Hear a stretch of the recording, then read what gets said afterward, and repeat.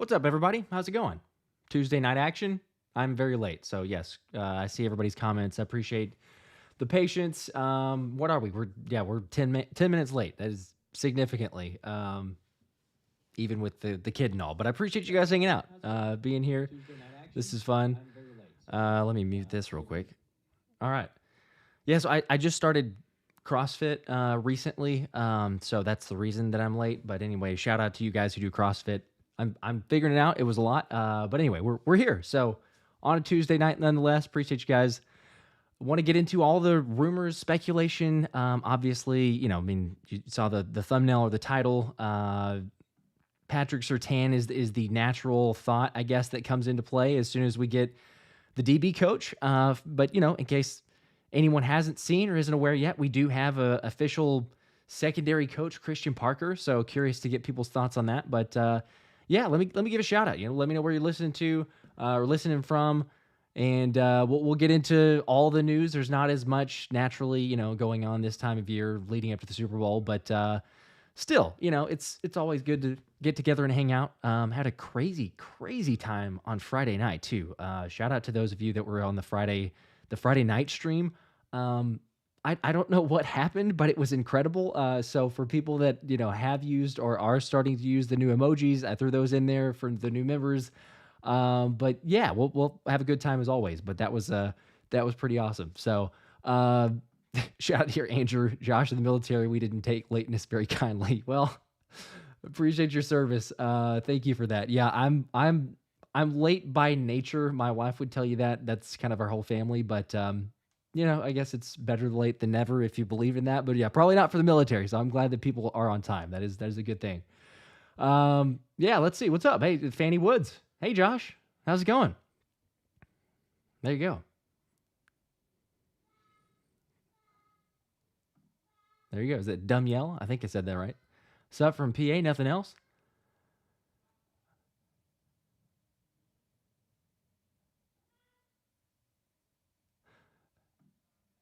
Yeah, there you go. Dayton, Ohio. Yes, Friday was awesome. Got a membership.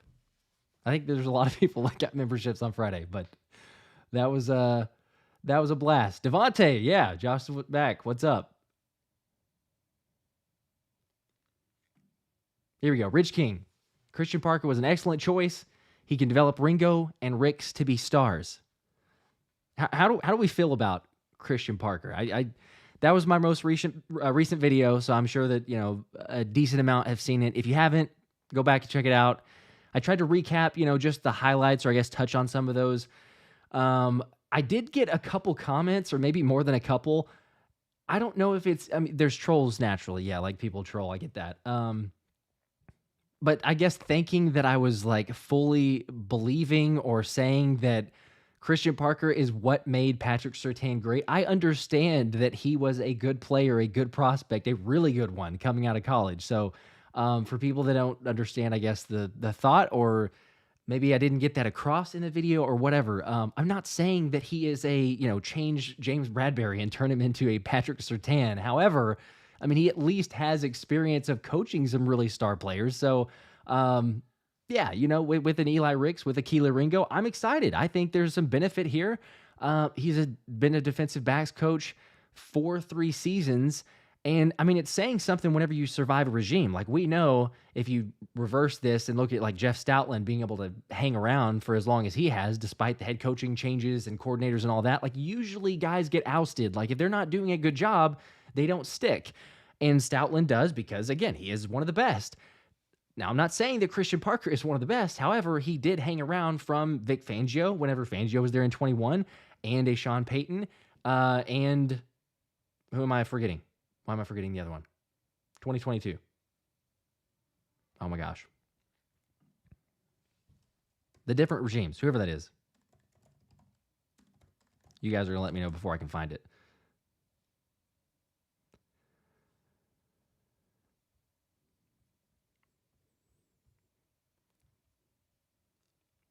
Anyway, the three coaches. But it's a benefit. Let me get this super chat here. White Birch Acres. Oh my gosh, the 20 bomb starting out strong. Appreciate it. Can't stay for the full stream. Work at 4 a.m. Oh my gosh. Love your content. Support from Northeast Pennsylvania. Hey, I appreciate it. Appreciate you hanging out. Appreciate the super chat too. 4 a.m. That's I'm not gonna lie. I'm not a morning person. People that watch a couple of the live streams know that because of the hours that we've been up some of those live streams. But yeah, I'm a night owl by nature. Having a newborn, kind of naturally lends itself to just being whatever hours. But yeah, shout out to you getting it early, getting that bread. Curious what line of work you in? What do you do at 4 a.m.? That's wow. That is super, super early or late, I guess, however you take it. But appreciate the support. That means a lot. Definitely means a lot.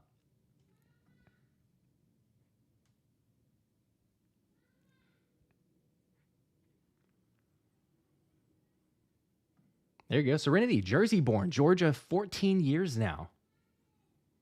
We love Georgia. My wife and I, we love Georgia. We've been there for a couple different vacations. Been to Savannah, Georgia. That was fun. One of our favorite spots, actually. So for people that haven't gone to Savannah, Georgia, would highly recommend. Let's see. John, stoked on the new DB coach, but we should draft cornerback and linebacker, trade and sign for free agent safety. Okay, yeah, I totally agree. Even though, like we're talking about with Christian Parker, I think there's lots of potential there. I don't think the answers are on this roster. Now, somewhat. Maybe I should temper that, but Eli Ricks, Keeler Ringo, there's some potential. They could do some stuff, but I agree with you. Yeah, like they're not who I'm going to rest it with. I'm not going to be like, hey, that's our future. That's the only people that we need. Yeah, we need to draft some people. I don't know. I've kind of gone back and forth on this. And not that you couldn't do both, because we have 9 picks and we've got a lot of 5th-round picks because of those comps. But if you could, I guess I'll throw out a hypothetical for the chat, and I'm curious to get people's take. But if you could only, so you mentioned there, right? Corner, linebacker, safety, right? So let's say that one of those positions you can't, I know you can, but let's say that one of those positions you don't draft. Like out of one of those positions, you can only fill it in free agency. Which one are you taking? And the other two, you could, maybe a hybrid, get something free agency and or the draft. But out of those 3, if you could only fill it one of those spots, whether it's corner, linebacker, or safety, you have to pick one that you can only fill via free agency. Which one are you taking, and who would be your favorite player in free agency for that spot? I'm curious, because I've gone back and forth on this. Like, what is Howie going to do? What is he going to decide as far as free agency? And, I mean, it's ideal if you can shore up the holes. I think we all realize this. But, like, if you can shore up as best you can in free agency before we get to the draft, that's a great spot to be, because then we are drafting based off of best available guy rather than need, quite honestly. But I don't know. I'm curious, because there is lots of potential at a couple of those positions there. And I'll weigh in here on a second, but I'm curious to get y'all's thoughts. Shout out Larry Shane Singa. I think I'm saying the name correctly there, but tuning in from Kansas City. Not a fan of the Chiefs other than Travis, but fly Eagles fly. Heck yeah. Go Birds. Appreciate you tuning in. Been to Kansas City, I think twice. Used to cover the Big 12 tournament, so had a blast whenever we were there. I went to Baylor, so for those that may not know that, but yeah, that was fun. Brandon J from we do have hate love from India. Hey, there you go. What time is there? Kendall Moore. I'm sorry. I'm terrible with names. I'll take a stab at it. Is Kendall Moore? Josh, I'm a huge fan. I appreciate it. I'm sorry if I butchered the last name, but Chance chilling in windy Florida. It's a windy there. Okay. Did not know that. I don't know. My mind always goes to, like, whenever I think of Florida, it's immediately just like perfect weather, and which I'm sure, there's good weather. It's not like I haven't ever been to Florida, but I love to golf if I can. So I just think pristine weather, good golfing weather. We're getting there, close to the golf season. John, anybody else run 200 plus mock drafts? No, that number is not inflated. It's a sickness. Have you already run 200 plus mock drafts? Because Yeah, that's probably a sickness if you've already done 200. I think by the time we get to the draft, I'll probably have done 200 mock drafts. But yeah, not even close to that yet. Not a question. Trent, what's up? Hi from Ohio. There you go. Ezra Stacy in Virginia. Trader Joe, Fort Wayne, Indiana.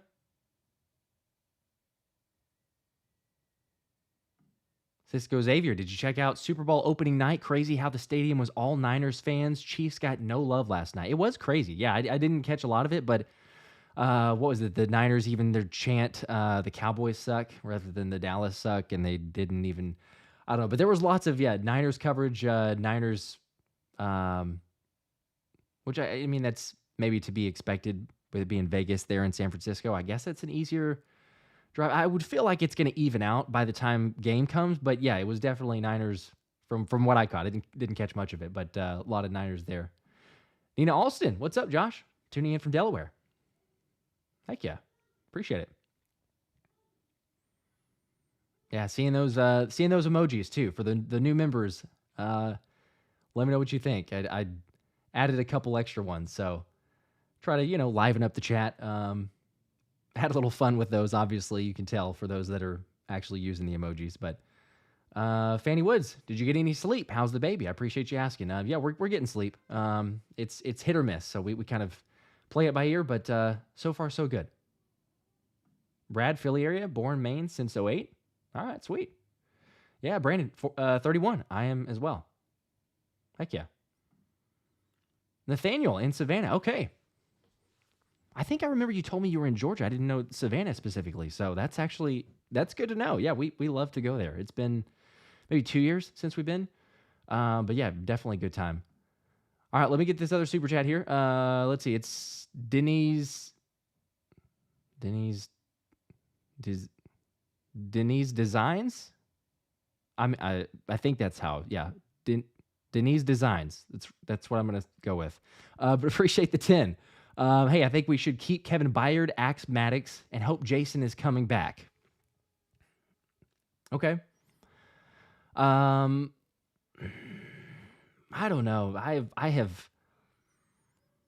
I'm okay with the Maddox. That's more of an emotional thing for me. Like, I'm okay. Yes, it's fine. He gets injured.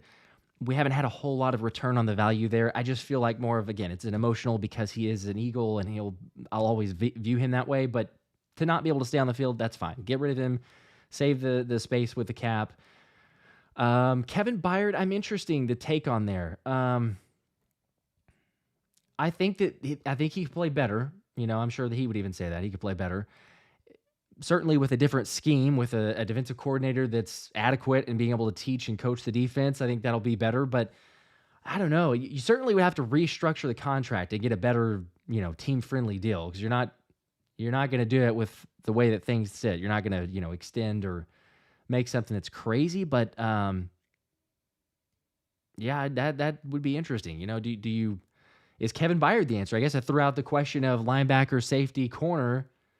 Is it Kevin Byard stick around? I would say no, personally. I'm of the mindset of getting rid of Kevin Byard. Hey, that didn't work out. Trade, nope, sorry. Maddox, no. And Jason Kelce, yes. Can we hope that he's coming back, please?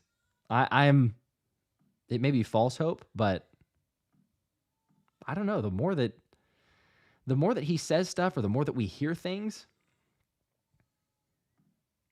it is interesting. I will say that. I don't know if you guys saw the Travis at the Super Bowl. Travis was asked if Jason is going to be coming back. He said he has some football left in him. Granted, he's already said that before, so anytime you get a soundbite like this, it blows up, rumors spread, and everybody goes crazy. I even went crazy. I made a short about it. You guys may have already seen that, but anything I could do to hold on to any possible hope, even if it's false hope in the end, like whatever it takes, Jason, to come back and play one more season. Let us send you out the right way, hopefully. I mean, even if it's not a Super Bowl, right? Like just just win a playoff game, just have a respectable playoff game. Like that was just such a beatdown, you know. It's like it's so hard to be like, oh, hey, how did Jason go out? Which again, like in the long run, he's a legend. It didn't change him, it didn't tarnish any of his reputation. It's just more of those, like, really, that's all that we could do. I don't know. Maybe it's nothing, because you can speculate from both sides, but I would certainly love it. I know all of us are. I don't know if I've seen anybody that says, hey, Jason's done, like he should be done. And if you believe that there's a little bit of a regression, maybe slightly, but I mean, he graded really high if you want to buy into that. I don't fully buy into the PFF grades or all the other gradings that you can do. Eye test, was he as good? Maybe slightly regressing, but it's nothing drastic. I mean, he still can be one of the best, if not the best. There's a reason that he's made all the All-Pros and Pro Bowl and everything else, but there's a TikToker that had posted Jason asking him, hey, are you going to retire? Or please hang around. And apparently he says, I'm going to try not to. I retweeted it. It's out there on Twitter or X or whatever you want to, but it's hard to say. It's hard to say, is that what he's replying to, or was it a different fan? I don't know, but I do hope that he does come back. He's just a legend, obviously. So, but appreciate the 10. Got off on a tangent there for Jason, but one of the GOATs, reason that I got a jersey of his too. Had to go with the Kelly green.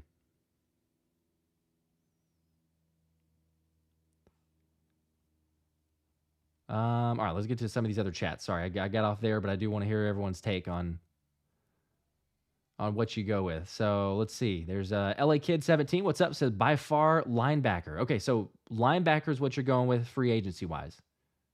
Interesting. Didn't get a reasoning here, but okay. So if you could only go with one position from those, you would take linebacker.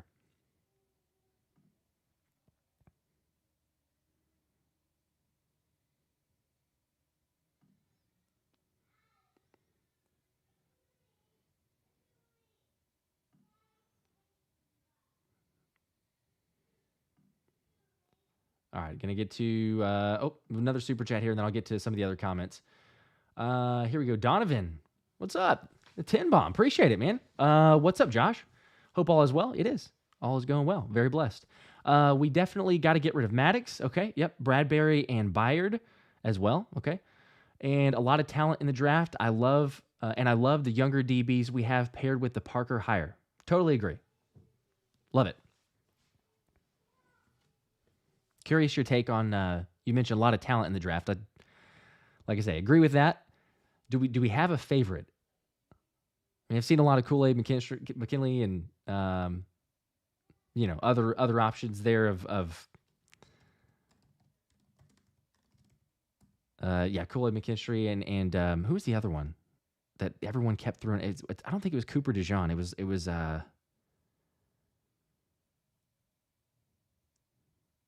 although if I had to pick, I mean, I don't know, you guys may feel the same way. If I had to pick between Alabama, I know that the name is awesome, but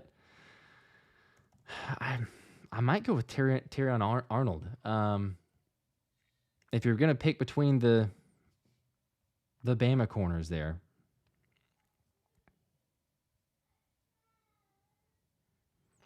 I don't know. But I agree. I think that you pair this up with Christian Parker, and it's going to be, I think, really successful.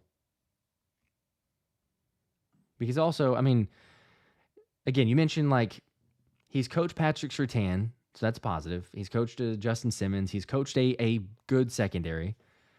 But also he knows what it takes of guys coming out of college. And not to knock or hate on DK McDonald. Like, I hope that he does well at Kansas, right? Like, I hope he has a good career. I hope that he, transitions well. He's getting back to the college ranks. That's where he had been. So I don't wish him ill will or anything. I hope he's fine. But to transition from that and then come over to the NFL, he was the assistant DB coach last year and then immediately moved into the DB coach. I think it's a big jump, and it's a quick jump. And sometimes, it's a different transition to be like, all right, you're adjusting to the speed of the game, and you're also trying to get these rookies adjusted to the speed. I just wonder if he had a little bit of I don't know, a struggle perhaps, or relaying the messages or having the communication. Now, again, Sean Desai didn't help with that. Reports of the players um, not wanting to speak with Sean Desai. Let me see. I'll pull up the official.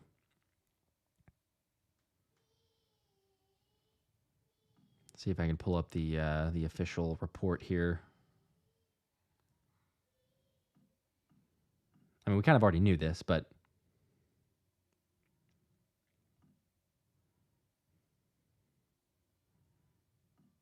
it was at least a little bit interesting. So here we go. Yeah. So report. Eagles coordinator Sean Desai disconnect with players. We'd kind of heard that. Again, not that Patricia was much better, but this was according to Jeff Mosher. Strong disconnect. There's a difference between being smart, well-educated, and considered a really good schemer, which Sean Desai was when he got to the Eagles. That's what people would tell us about him. And then also being a great leader, connecting with your players, understanding what their needs are, making it work when times are tough. And that is the area that I didn't realize was impacted the most. Then Mosher continued, I didn't realize until talking to some people down here, agents who represent some of the players, or just how big the gap was between where the Eagles were on defense and where Sean Desai was. And those two factions not being able to meet in the middle and having an understanding of each other. So, not great. But then, this is the part right here. According to Mosher, it got so bad that one Eagles player stopped speaking to Desai during the season. I mean, it was bad for everyone, okay? So, but the whole reports of, so-and-so is furious, so-and-so is frustrated, so-and-so is irritated. Take your pick. You could call it whatever you want to, but we saw it throughout the entire season. It kind of got a little bit old, kind of boring. Maybe not boring, but mundane, I guess. But, yeah, if you have a different personnel, you got a defensive coordinator, people buy in, and you have a guy who Christian Parker apparently is a player's coach, and that he can really help players communicate. He's a very good communicator, but also on the field, he helps them with communication, and kind of known for like a corner specialist. That's maybe easy to say with a Patrick Surtain, but I'm excited. Yeah, I think you draft that. Getting to some of the other comments here too. I mean, we had, let's see, J-Doc here says safety because it's cheaper. I could see that. Go with safety. Chaspo, Isaiah Rodgers playing next year, so that's an extra DB. That's true. That's an extra DB. You don't necessarily have to draft as much. That's why I would be intrigued to get a corner who not necessarily has to make an impact right away, but if you get a good value pick, I could see that being very promising. Again, Christian Parker, his ability there. Cool Rain, safety because they're cheap and can be good, easy to sign. Could see that. John, again, no, Byard has to go. Okay, on the Byard comment earlier, $14 million hit in 2025. Yeah, there's no way that the only I don't know, I guess, scenario where he comes back, it feels like he's totally restructured. I mean, you don't even, I don't know if it's you just ask him to take less or restructure the contract or backload it and say, hey, sorry, actually, no, this money's not guaranteed now, in a way that you can get out of it. But yeah, I'm with you. There's no way the way it's structured currently to continue with that. Got another super chat here. Andrew Chiavelli, appreciate it. The 5 says, "Go Birds! I hope I can watch a few Eagles games while stationed here in Korea." There you go. I appreciate your service as well. I assume, I mean, you say station, so I assume what branch? Definitely appreciate you. Yeah, if you were in Brazil, I guess, that made me think of it, just different country, but that was kind of crazy. You got the whole announcement from Roger Goodell about the games being in Brazil. I don't know, my initial take on that was like, I don't really like that at all. Let's see if I can. There you go. I don't know. it's one of those that, I mean, it'll be fun. It's a Friday night game in Brazil. I don't like the fact that you have to lose a home game for it. Like if we were the road team, okay, it doesn't matter as much maybe. Grand scheme of things, is it the biggest concern or issue? No, it's not. But still, you're going to have a new offensive coordinator, new defensive coordinator, new players. Hopefully not a massive overhaul, but still you're going to have some new players. And I mean, it's an interesting way to start a season. I will say that. I wonder how long it's going to take before we actually get to hear who the opponent's going to be. I mean, surely it's not going to be crazy long.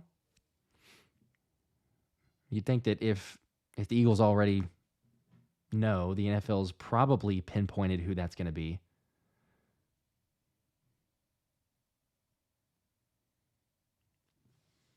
I don't know. Any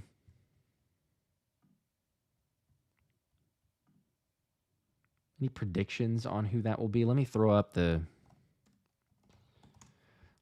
schedule for anybody who's not aware of who we're playing, and then then I'm curious to get people's thoughts, who we might.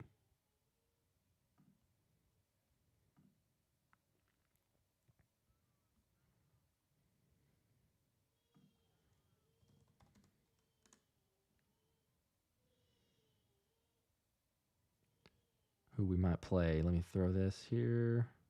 Well,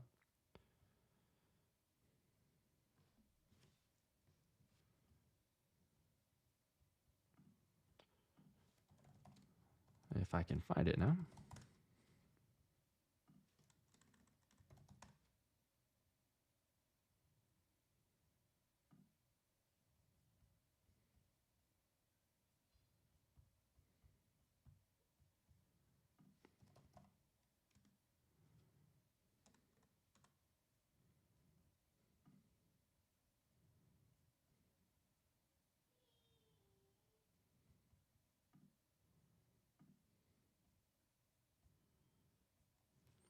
Well, I've somehow lost it.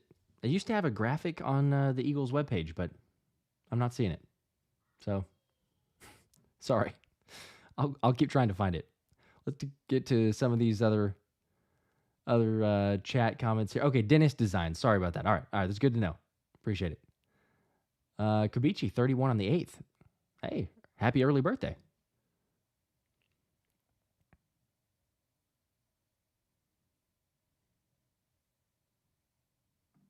Yeah, Tone Holler, Cinnamonson, New Jersey. Chance, any concerns about health issues attending the Brazil game?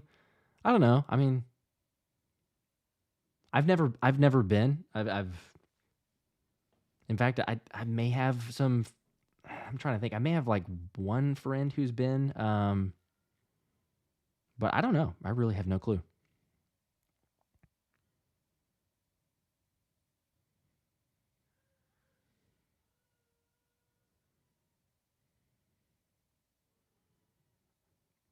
I mean, if they're scheduling it, I would assume that they've got a way to keep everything safe, make sure all things are fine. They hosted the World Cup, so I'm a pretty big soccer fan. If that went off okay, I know, for the country itself, there were some political issues and things like that to even host it. But I don't know. I would assume it'd be fine. Chance, 80 by the end of the week, really? Another birthday? Well, there you go. Happy birthday. Haggard Hop, 1140 from sunny Australia. Big fan. Do you think we need experience in the defensive line? Well, appreciate you tuning in from Australia. 1140. Yeah, I always forget the crazy time difference there. Yeah, I mean, because I feel like Fletch is going to be gone. I think I've talked about it a couple times. Brandon, I see you said 7:09 a.m. I think you said it like 10 times, but I see it's 7:09 a.m. That is a crazy difference there too. So I do think that we need something there. I'm curious. I kind of go back and forth. Does it need to be experience on the D line, or could it be I don't know, could it be like a moderate experience, like in a free agent, or even go with the draft? Because Jalen Carter, I mean, he effectively kind of started in a sense. I know JD was there in Fletch, but like he played a lot of snaps, so he was about there. And if you're going to go rotational, so Jalen Carter should start next year. JD, that dude he needs to start. He needs to take that next step. He played well in the beginning of the season, the first 4 or 5 games, and then we all saw him fall off a cliff. But he admitted it. Like he said, he's like, hey, I got to be better. It's a learning lesson. Started out strong, ended terribly. So, whether it is a conditioning thing, whether it's just keeping your body right. He did mention a couple injuries, a couple nicks that he picked up along the way. But I think that's the plan, really. I mean, if you look at it, I feel like Howie's his mindset is, hey, look, Jalen Carter's going to be there, Jordan Davis is going to be there, and then you're going to have Hassan Reddick and Josh Sweat. You're going to have those 4, and then you build around that. You have BG probably would come back. I know he wants to have the farewell tour. Nolan Smith, Milton Williams. Milton Williams has got to get on the field, so I will say that too. That's another part of like he should get some more snaps. I think he could be really good. But yeah, I would probably, I don't know that you necessarily need experience. I think you need experience somewhere on the defense. And we've talked about like the lack of identity or just like feeling that you have that veteran presence, especially after Fletch is gone. Again, I know BG will be there, but it kind of will feel like he's on the way out. So maybe somewhere. I'm not necessarily sure that I would go with D-line as the one for that, but we'll see. All right, let me get this other super chat here too. Andrew again. Hey, appreciate it, man. The 10 bomb. Look at that. I hope it's the Panthers going into the season. Brazil with an easy game, easy win. Go Birds. Yeah, I hope that it's an easier one. I totally agree with that. It feels like the NFL would choose one of those games of not like a premier matchup. Because if I don't know, this may be the wrong way to think, but to me, it feels like, okay, if you're already going to do, if you're already going to have games that, okay, here we go. Sorry, it was taking me forever to get this, and I don't know why it wasn't popping up earlier, but let's do there. Now you can see the opponents while we're talking about it. But yeah, it's like if you're looking at that schedule, I mean, to me, you're going to sell tons of tickets and people are wanting to be there. So obviously you're not going to do Dallas. Dallas is not going to be in Brazil. I don't even think you're going to do a divisional game. So probably not New York because that takes even more of an advantage. So you got to cross off Dallas. You got to cross off New York, cross off the Commanders. So you're really left with the remaining 6 there between Cleveland, Atlanta, Carolina, Jacksonville, Green Bay, and Pittsburgh. But I don't know. I think Howard Eskin was the one, I believe. It could be wrong. I think he was the one who made the point of like the NFL doesn't want to take away from teams that people don't get to see quite as often coming to Philly. And so he was like, I don't think that they would do a Green Bay in Brazil. Not sure they would do Pittsburgh in Brazil for that reason. And I could see that. I think that makes sense. To me, it would feel like you would have maybe Carolina or Atlanta possibly. I don't know. Jacksonville goes all over the place. Usually they're in London though. You think to be up for another international game? They might be. Or I guess you could do Cleveland too. That would be interesting, I guess. I don't know. We'll see. It doesn't feel like you would have like a marquee matchup. I know, and you could open the season with Green Bay, and I've seen some speculation or thoughts on, it could be the Packers. My wife and I, week 1 will be,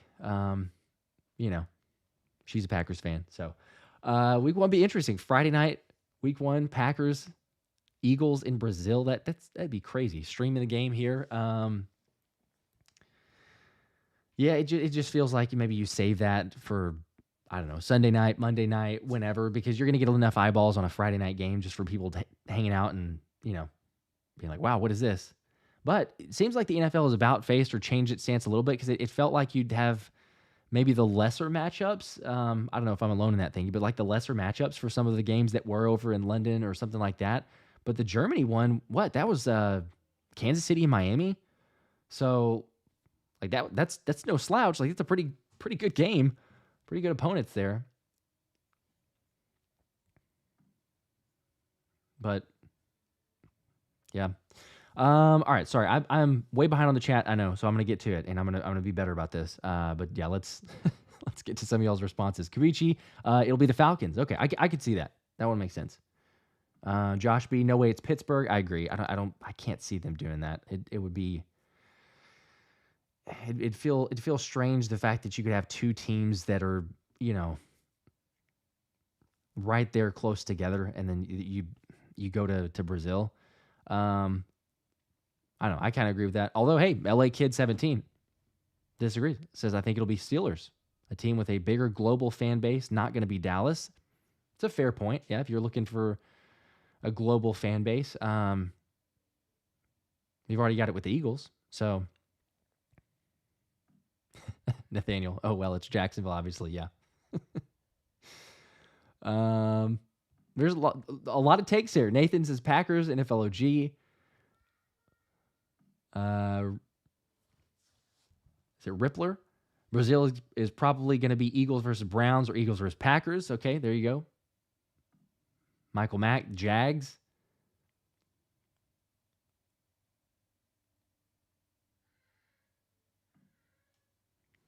Eloy? Hi, Josh. Living in Kansas City. I would rather to root for the Niners. I can't the Chiefs. I'm the only Filipina that loves the Eagles here. Go Birds. Hey, I appreciate that. Appreciate hanging out. And yeah, that might be a little tough, I guess, being in Kansas City. I don't know. I'm struggling with who to root for, quite honestly. I guess technically I don't have to root for one of them, but I when it rolls around, I'll probably have a few props put in. I'll probably have a few side bets put in, make the game a little more interesting. And then therefore I will have to root for someone. So maybe mine will be less of like who I care to win and maybe more about the picks that I have. But yeah, it's not the easiest Super Bowl in terms of cheering or rooting on that side.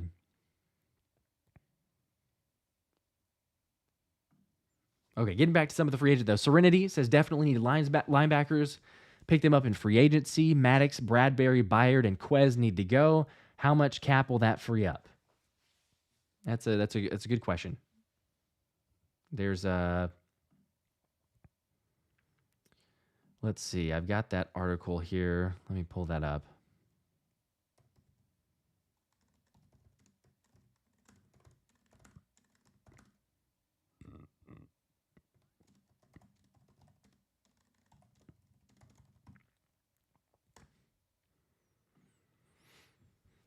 I referenced it in, I'm trying to think, it may have been like 2 shows ago, but let's see. Here's the.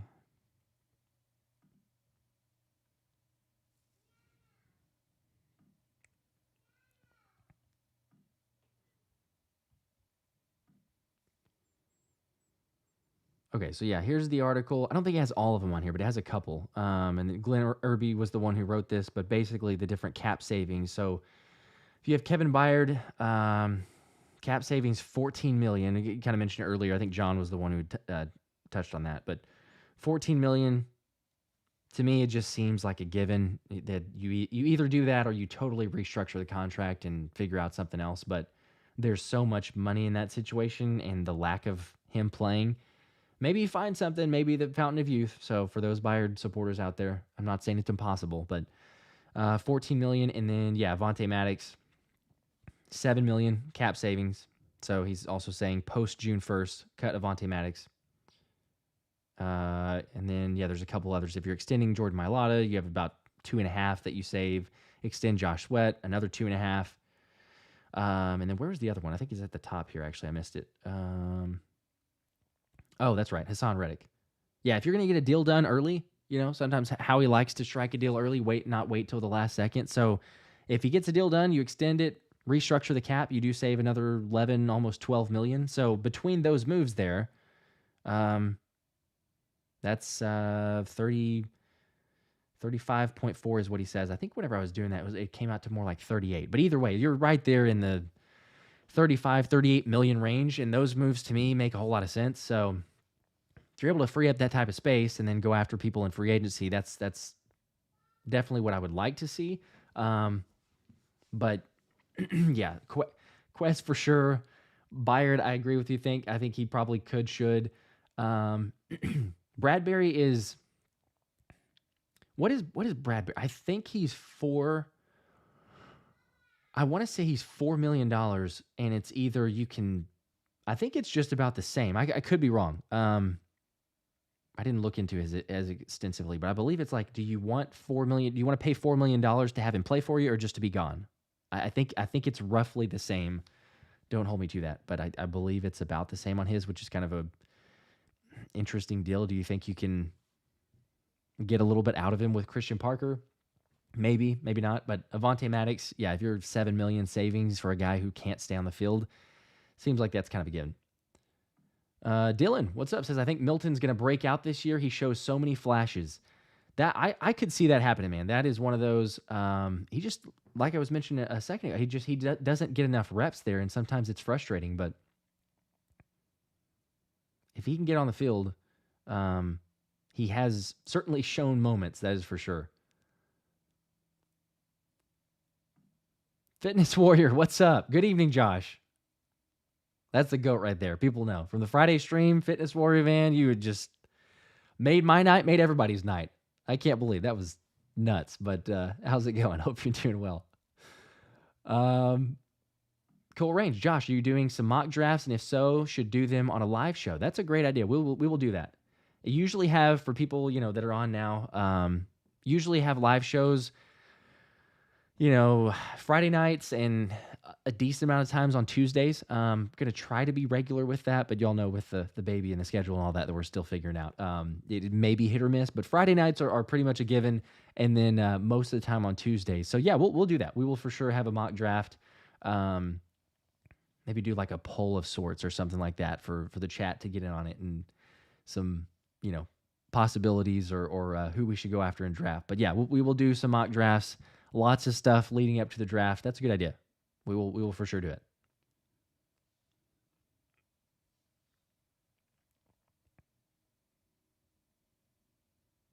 Yeah, I got a lot of comments here. Falcons, Rich King, maybe Cleveland is the best for the NFL. Stone says it's Dallas. There's no way it's Dallas. Come on.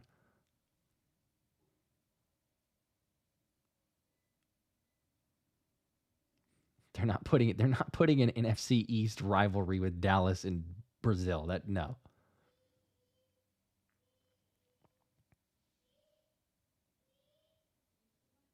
Yeah, Josh B. Good name, by the way. Yeah, they're not going to make a big deal, or they always make a big deal about Pennsylvania, East West, Philadelphia, Pittsburgh. It'd be weird. I agree. It'd be weird if they did it in Brazil.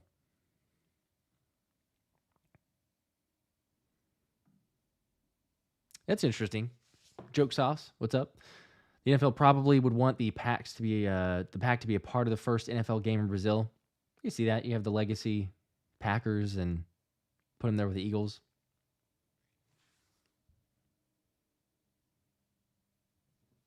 Yeah. I don't know. I'm actually hoping that the Eagles play the Packers in Philly. For a number of reasons, but if they do that, the goal is to be able to take the wife to the link. She went this last year, but it was to see the Dolphins. So, got to see the Packers. I think it could be good.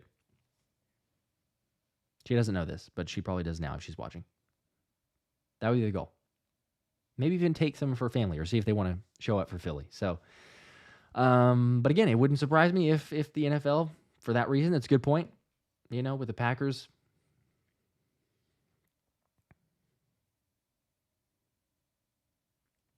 Possibly so.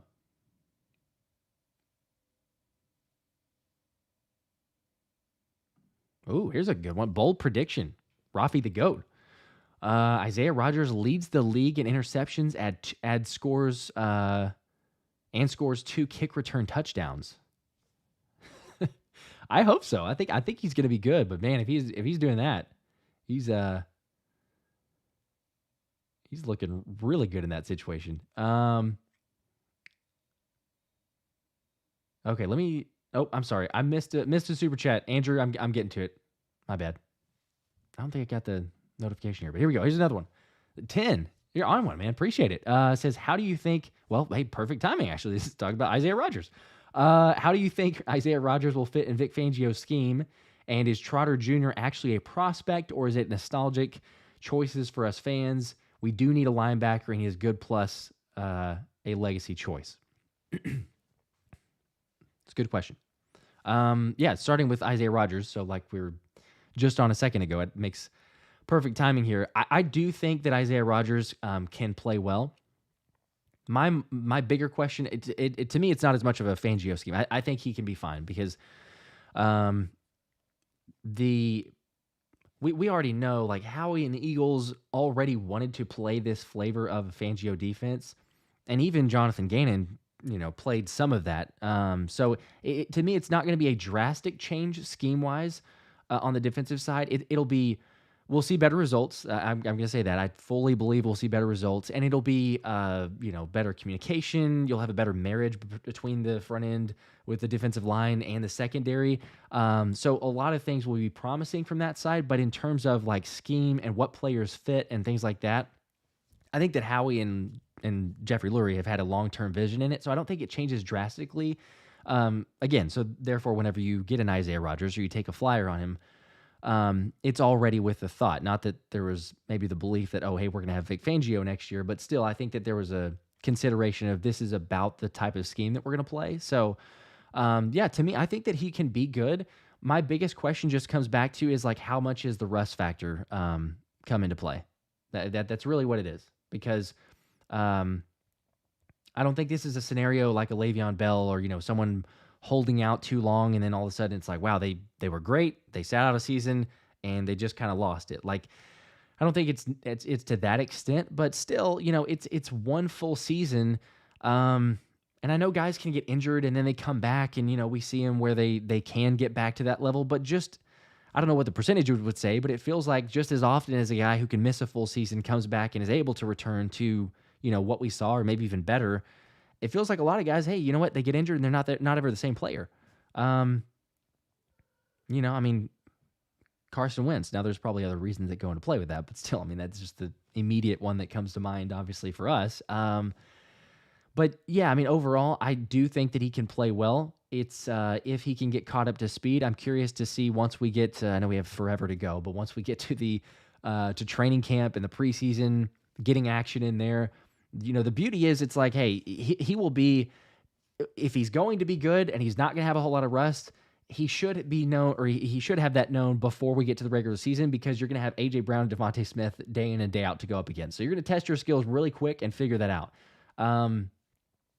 So I don't know. I would say on a scale of 1 to 10, 10 being like, hey, he's going to, I don't know, make all pro, and 1 being he's going to play like James Bradbury this year.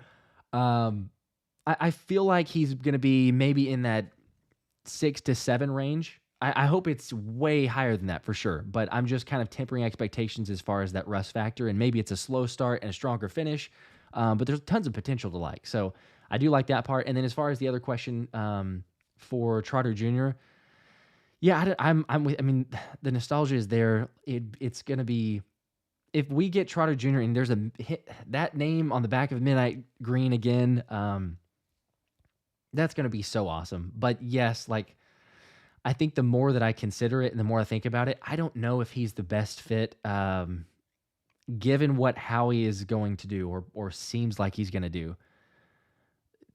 It feels like Howie just loves Nakobe Dean, and I understand you made the selection, 3rd round pick.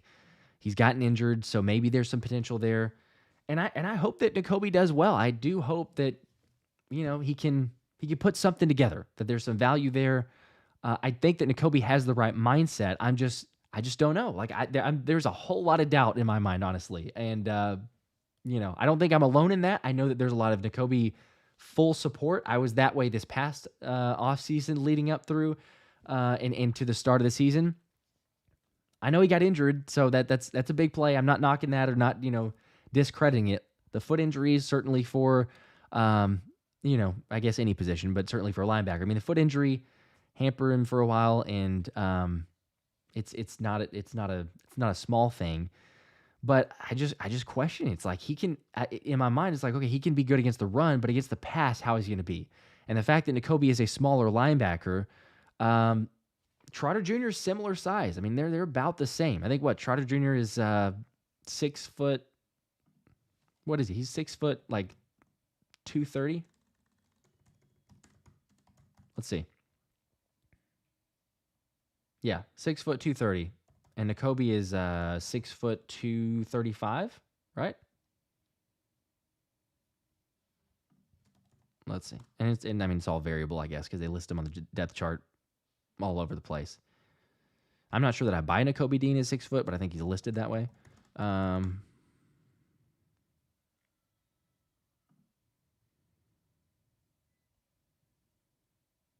Let's see.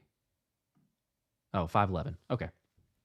Yeah, I was gonna say didn't think he was 6 foot, but yes, still 5'11", 231, and then you got Jeremiah Trotter Jr. at 6 foot 230. So to me, it's like those are smaller linebackers, especially considering what we had with the T.J. Edwards.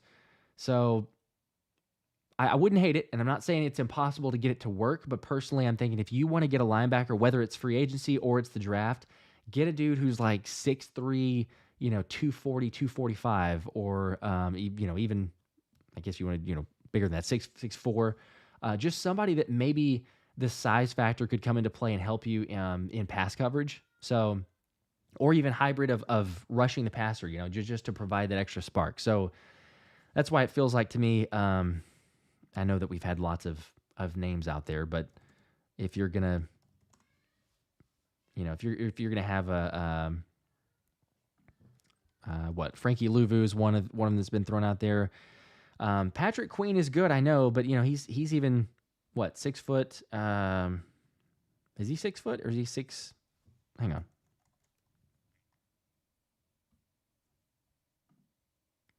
We're doing a deep dive on linebacker sizes tonight, so here we go. Yeah, he's 6 foot also. So not sure that it would be my first pick, and I know that may be crazy. He's also going to be ridiculously expensive, so it's probably a moot point. But I like the variation of size, especially if Howie is already just without a doubt married to the fact that he's going to keep Nakobe Dean and Nakobe's the guy. So anyway, take that for what you will, but I appreciate the super chat, appreciate the question. And also, you guys know, I mean, I could be dead wrong. This is just totally my opinion. So maybe it would work out. You have two linebackers that are smaller size. Wouldn't hate it, but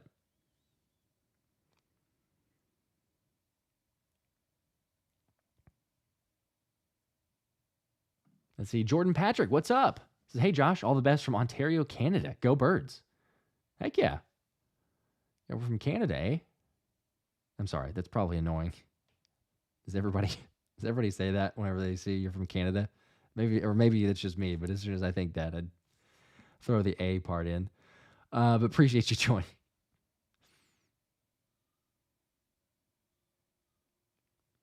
Yeah, not many people supporting the Niners. I'm seeing that on the chat.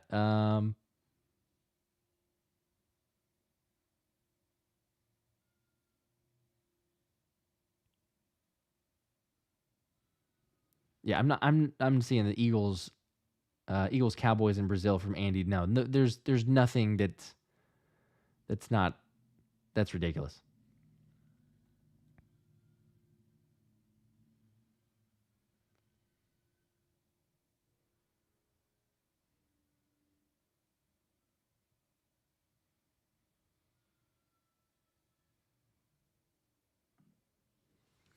Here we go. Let's see, says Psylocke. Do you think the new coordinators will solve our issues? I think that they'll definitely. I mean, it'll be better, but again, that's very easy to say. It'll be much better. I think that they will solve several issues, and it'll be not only the offensive coordinator and defensive coordinator, but the positional coaches. It will be better. You have more experience. You have guys who've been there in that position.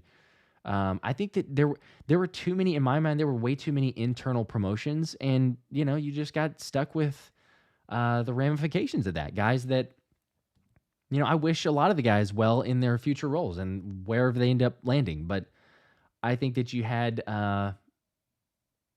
too many guys that were maybe, I don't know, moved into positions too early that weren't quite ready to be in that position. And so it was stretching too much. It was stretching all over the place. And you look at, not only on the offensive side, but also the defensive side. So, yes, I do think that it'll be a drastic difference. Talked about it before with, Kellen Moore in the offense. I'm super excited with Kellen Moore and what he can do. Let's see if I can pull up I think I've got the quote here.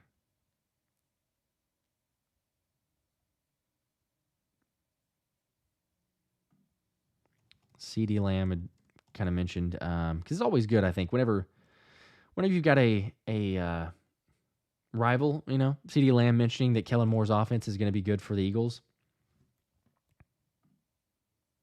Never a bad thing. Yeah, from the Eagles receivers, this is from, CeeDee Lamb, but would love Kellen Moore's scheme. He would know. And, he messaged, I'm assuming, he says messaged the Eagles players, but I'm assuming CeeDee Lamb messaging A.J. Brown, Devontae maybe, but said should be fun. You're going to have lots of options, obviously. Your receivers are going to love it because it's more passes. Pass-heavy scheme, does a great job of getting guys open. And even Jake Ferguson, the tight end, said, I think there's a lot of plays to be made. I think he puts the guys in the right spot where they need to be and puts it in their hands. I think that's something that's important when calling plays and creating that offensive scheme. So, yeah. You got Cowboys receivers and or tight end echoing that, seeing the difference that it makes. And, we've talked about it before, but it's like I think that Smitty is going to be probably the biggest benefactor of the offense because it's just basically been, hey, beat me one-on-one. And he's too good of a route runner if you put him in spots to utilize that route running for him to take advantage of that. So I'm excited to see it. I think the run game will also still be good. You're going to have different wrinkles from whether you're, running play action, under center, just doing a lot of other stuff. You're going to ask quite a bit from Jalen, but I think that's a good thing. You need him to take that next step. Yeah, I'm excited. I do think that they change a lot. And same thing, you could just turn it around as far as the defense, right? I think that they can do the same thing. You got Fangio teaching the scheme, for guys that actually know what they're doing.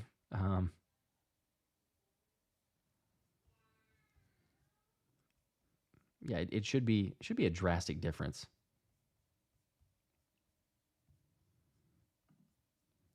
Let's see here. There's the other one that I was going to bring up here.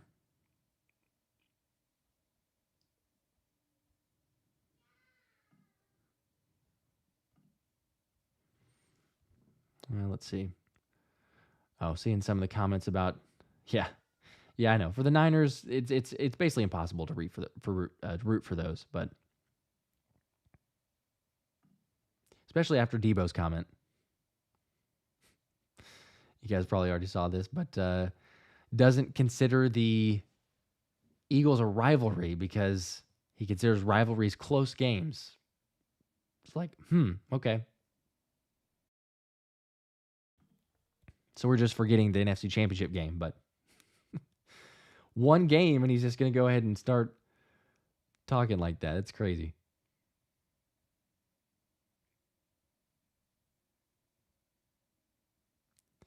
I don't know, I can't stand Debo. So if I had to choose, I'm probably cheering for Chiefs. I know that may be, polarizing because you can't root for either. I don't really care too much, but yeah, I can't cheer for the Niners. Batman's twin. Keep up the great work, Josh. Appreciate that. Batman's twin. Joke, Josh. Josh, you think Howie will re-sign Boston, put him on special teams, and use him against the Giants, which they failed to do this year? Um, I don't know. I don't know. It didn't. Boston was the one who fumbled, right? Wasn't he that the kickoff against the Giants that was like the butt fumble essentially?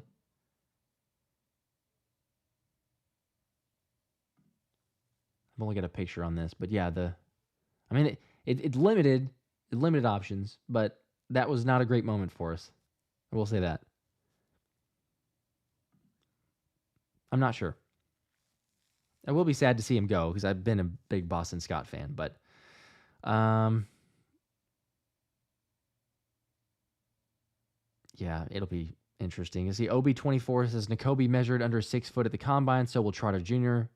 Yeah, it wouldn't surprise me. Again, they list guys usually taller, so every time that I see that, oh hey, someone's 6'4", no, probably 6'3", same deal. 6 foot, maybe 5'11". I mean, everyone who played sports was probably the same way. Like, how often, even at the high school level, right? It's all throughout. It's high school, college, pros. It's usually you get listed, and all of a sudden you're like, well, that dude's probably not quite that tall. Like, I'm 6'3", but every single time that I was listed in a program or wherever, it was like, oh, he's 6'4". It's like, well, I mean, I'm not complaining, but still, it's realistically, everyone usually stretches that, so it wouldn't surprise me.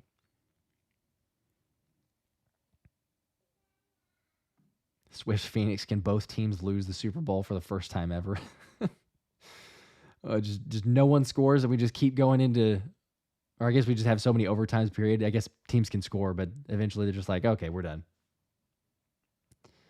Yeah, unfortunately not. Okay, let's get into this. Andrew brought up a good comment here. Surtain for a first, second, and Maddox. I do that. Let me see here.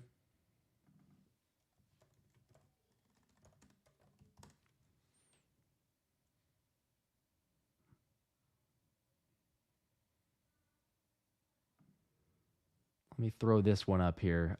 Curious to get people's take again, because I know that Christian Parker coming over to the Eagles, Patrick Surtain's DB coach, the only one he's had in the NFL, obviously sparked some rumors of trade. And, is Surtain going to come to Philly? Is Howie trying to do something, move players around or whatever? I think this one's a no-brainer, but I don't think it's realistic by any means at all. It's too ridiculous. Hold on. Screen is not cooperating. Let me get this one back in play here. Hold on.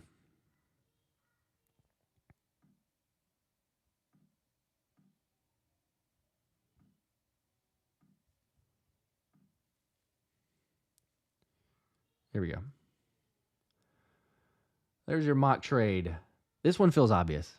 Again, would you trade Pat Surtain or get Pat Surtain for Josh Sweat, 2024 first rounder and a 2024 fifth rounder? That feels pretty obvious to me. Love Sweaty, but you got an opportunity. You're only going to give up one first rounder and then Sweat. A fifth rounder to me is not even. It feels like nothing because we have so many fifth round comp picks. I mean, who would say no to that? I know Andrew said Surtain for a first, second, and Maddox. I do that.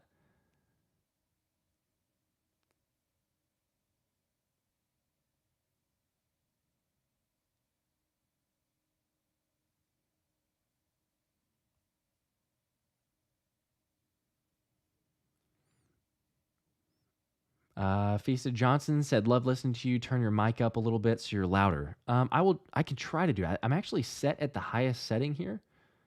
I don't know if anybody else feels that way. If they do, let me know and I'll work on it for next stream. But I can't technically I can't move it up from the setting in this stream. So I'll have to play around with it afterwards. But people, let me know.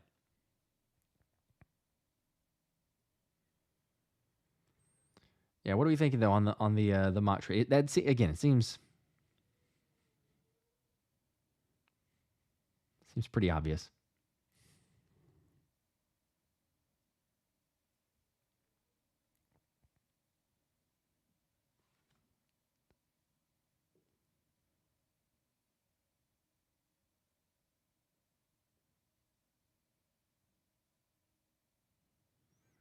Yeah, Remo says done deal.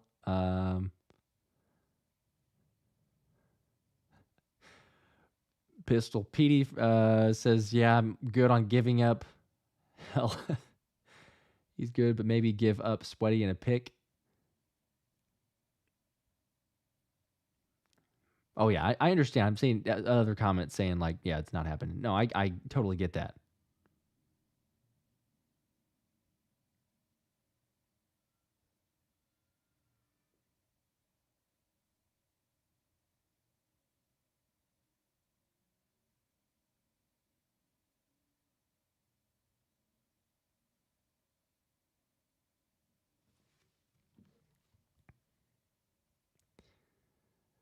Yeah, that's the only mock trade that I've seen so far. But well, actually, hang on. I take that back. I think there's one other one out there.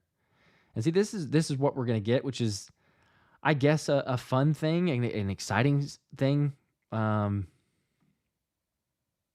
people are gonna say, "Oh my gosh, hey, we could get Pat Surtain because there's everyone being linked to him now."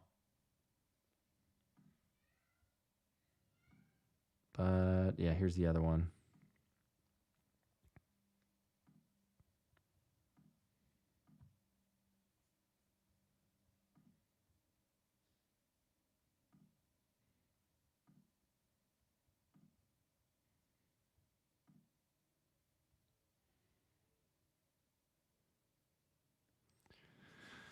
Surtain and a 2024 first rounder, 2025 first rounder, and a 2025 third rounder. I mean, that feels like you're giving up a little more there, obviously, with the 2 first rounds. Still, it feels incredibly. I mean, it's not happening. But this is what people do, and we'll have rumors of this the entire time. So,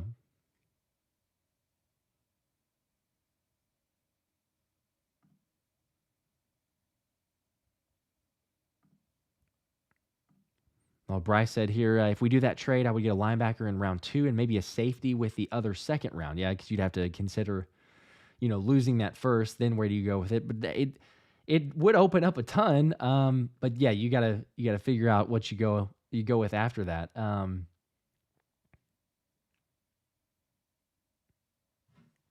not gonna lie, it is exciting thinking about the possibility, even though it's impossible. Howie is interested. I mean, there's been rumors even back whenever the trade deadline. Obviously, rewind all the way to the draft. There was consideration for that point, but yeah, I don't know. It's probably too much of the asking price, and it doesn't make a whole lot of sense too. I mean, the Broncos and cap space, and he's up for an extension.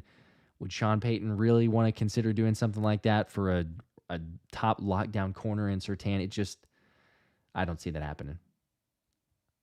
Again, we're going to see millions of rumors all throughout the offseason. Andrew, another 5. Man, appreciate it. Says, Philly 500 thinks Micah Parsons will be a future Eagle, plus Swift was on his show. What is your opinion, and can you see him in Kelly Green? Yeah, that's a good question there. I mean, I've seen him several times with the whole Micah Parsons thing too. I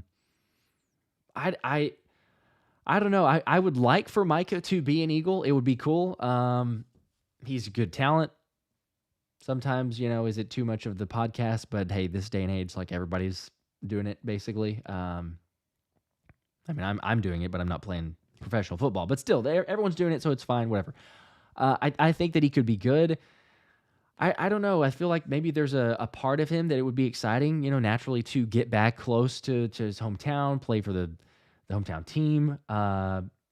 He's done some stuff. It's not like he's not going to show up. He's gone to Sixers games, so he's still like being local, or I guess interested in that part. But Dallas is not going to let that happen. There's surely no way that they either that or they wait until the point of like Micah is clearly on the decline, and then it's just one of those where it's like, okay, it doesn't make sense for us to sign anymore. And maybe you sign him and you get like 1 year out of him. So possibly, I just can't see it as much as I might like it. I can't see him being let go from Dallas and then them saying like, nah, we're not really wanting to re-sign him. Too much of a weapon, too much ability to move him around in a bunch of different spaces. So again, as much as we may love to see that happen, I think it's highly unlikely. Josh B, appreciate, man, the super chat. To give some advice here, I guess. I appreciate it. Do you have a cloud lifter for your SM7B? They are basically sold together in music production. That said, you're plenty loud enough. I appreciate it. Okay. Yeah, I don't have one, but maybe I should look into that. Okay, but good to know. I see that from the chat from other people too. Sounds like we're okay volume wise. So maybe turn up the volume. That's what Kubichi said. Eloy, Josh, my husband said he's born and raised in Missouri, but he will root for the Niners. He can't stand the Chiefs too. Okay, that's fair enough. I get it. Depends on where you're at. Now here's one though.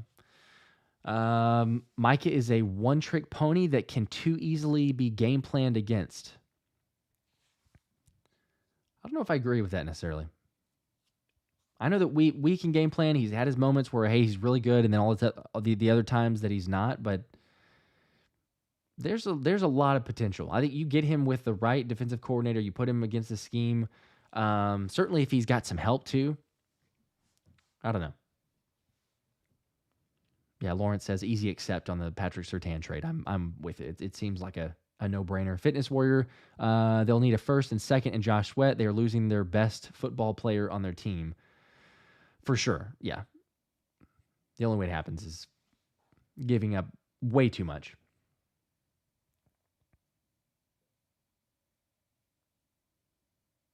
Okay. Josh saw the USB cable. There you go. Yeah, it's right here.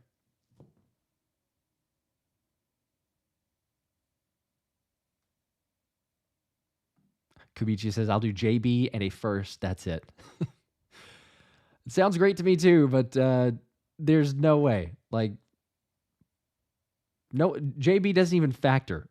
For people that play Madden and you're doing the trade evaluator or the trade, how likely it's going to happen. You put the first rounder in there, you put JB in there, it doesn't move. It doesn't move the needle. If anything, it actually might move it negatively because they're like, hey, this guy's just going to take up cap space. There's no way that he... There's no value on the end of that trade with him.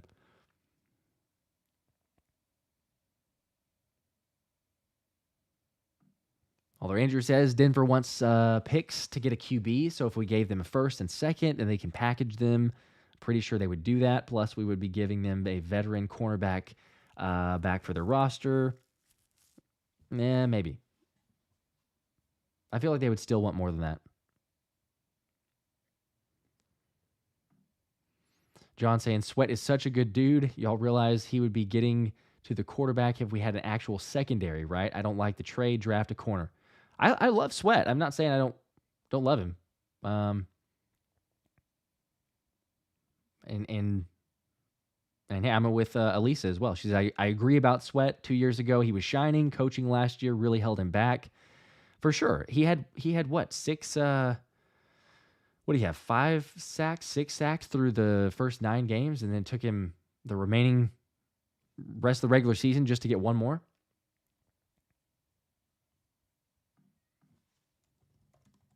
Yeah, it was for sure. And he was frustrated. No lie. I would be totally frustrated. But the pressers at the end, he had 5.5 sacks after the Cowboys game in Philly. And then seven straight games without a sack, and then picking up one in the playoff game. He did get a sack there. It was looking promising for a while, but yeah, you could tell that in the pressers at the end of the game. It seems like I talked about it. Like once we got on the losing streak and just the struggle, it got worse and worse. Like they would interview him, and he's just kind of like, a little bit irritated, and then it got to be frustration. Then it just got furious, really. And then at the end, it was basically he wasn't even talking to anybody. He was just done because, hey, I'm over this. They're not putting us in the right plays or the right spots. You got players that are just going out there doing their own thing. So I mean, still, I'm not saying that Sweat couldn't do well, but again, it's all speculation, hypothetical. Is it going to happen? No, I highly, highly doubt that will.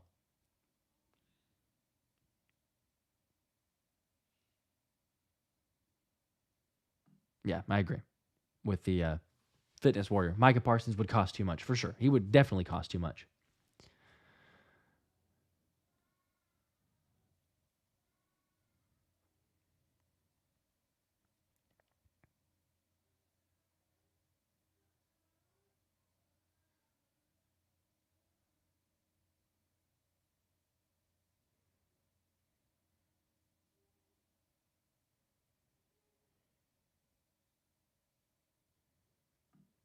Adam Green, question here. Would you want Devin White over Patrick Queen? No. No, I would not.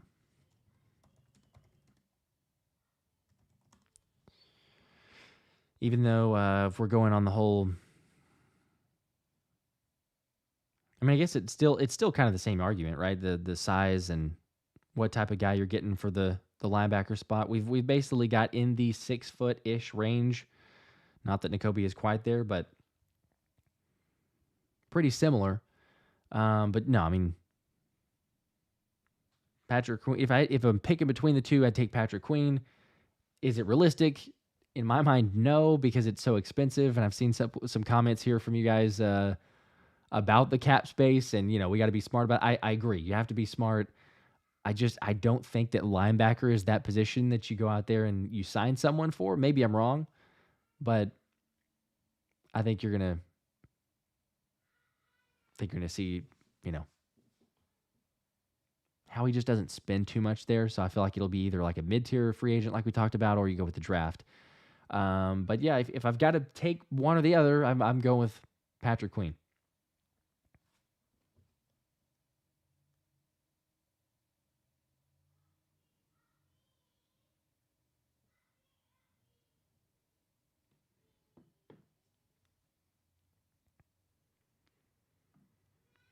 Aquila, we need a Fangio veteran player to run the defense and bring pride to that C on his chest.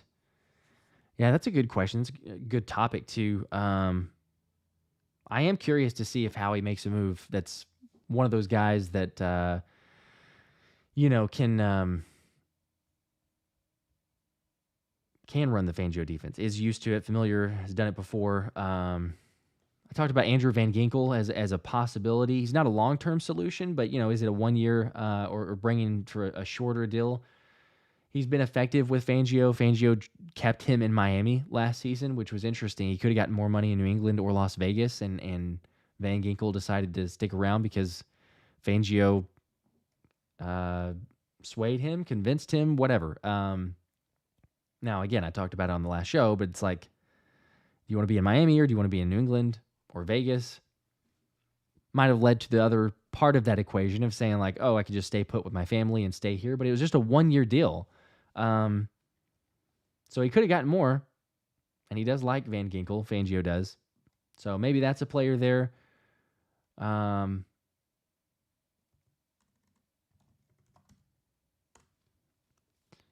don't know. I don't know if he would come to Philly, possibly. And how much, is he going to look to make too? Because I don't know if it's, Howie wasn't willing to offer $6.5 million to TJ Edwards. The initial report was TJ Edwards didn't get offered, or that he did get offered something from Howie Roseman, but it turns out that the report was that he never got offered. He wanted to hang around in Philly and never got offered. So if it was $6.5 million to keep TJ Edwards, now maybe it was like a learning lesson. That's my hope, is that Howie was, looking at that and being like, okay, you know what, that I blew it. I should have been giving a look. I should have kept TJ Edwards. I know that I like Nakobe, but we needed him. Whatever. I don't know. Hopefully he learned the lesson. But if he wasn't able to give $6.5 million, it's where I kind of speculate or just wonder, okay, is he willing to offer that much money to somebody else?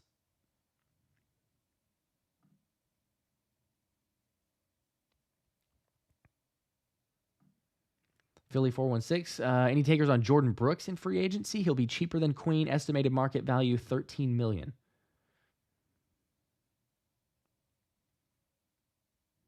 Possibly.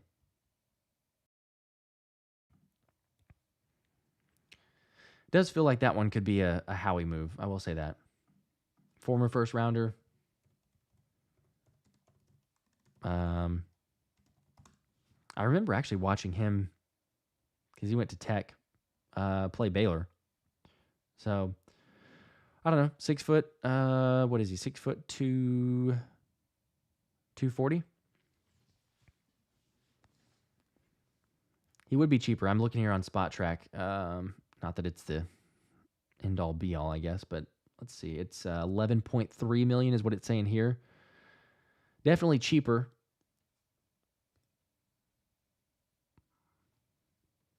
I don't know if he could get that much. Maybe he can.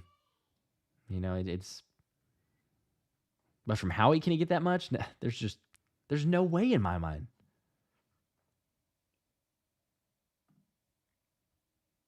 Especially with the money that we're trying to save. Although here's a good question. Fitness Warrior Josh, do you think some of these players will take a considerable contract just to play for Vic Fangio? I hope so. I think it's there's some players that won't, because we know the report from the Miami guys, or some of them, weren't wanting to hang around in the facility, look at extra film, learn the defense, being totally bought in, or at least to the level of Fangio. But yeah, there's some players that I would think would, they might be looking at it going, hey, this is an opportunity here to play with a good defense. If you see Philly, I mean, I know there was a lot of, like, we all lived it all year long. So much frustration, and there's definitely players, but like from the outside looking in, I wonder what the perspective is. I would be curious to know, if you just polled players around the league, or just had like an anonymous interview, what would players say from the Philly perspective? Are they excited to be in Philly? Would they like to come to Philly and play? It's a total turnover. I get that, but I'm just saying, like, optics from the team. I would still have to think that just 1 year removed, you look at the Eagles and go, like, there's still a ton of potential. Like, they need to get things shored up on the defensive side. They need players on the defensive side. They need things shored up on the offensive side in terms of scheming and play calling. But I don't know, if it was me and there's a chance to go win a championship, what team, I guess as far as the NFC side, what other team? I know the Niners, yeah, you could say sure, but are there holes from especially the linebacker position, I guess, if we keep it there? The Niners don't have the linebacker concerns. So Philly would make some sense. You say, hey, I'm a linebacker. I can get paid, maybe not crazy money, but if it's upper amount, possibly take a little bit of a smaller amount. But at the same time, like, I can't fault anybody for getting the max, get the bag and do whatever you want. Even DeAndre Swift, like I talked about him, I'd love for him to come back. I'd love for him to take a cheaper-ish deal from Howie. But I can't fault him for saying, like, hey, I got to look out for me, got to look out for my family, for sure. Dude played legit, even underutilized at times. Go get the money.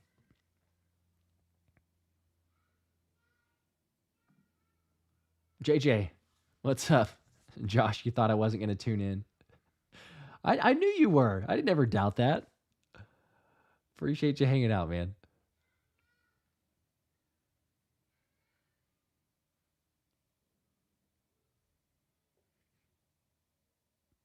Oh, Chance mentioned the field conditions. I forgot about that. It's kind of ironic. The Niners were practicing at UNLV and the field conditions were poor. They started complaining about it.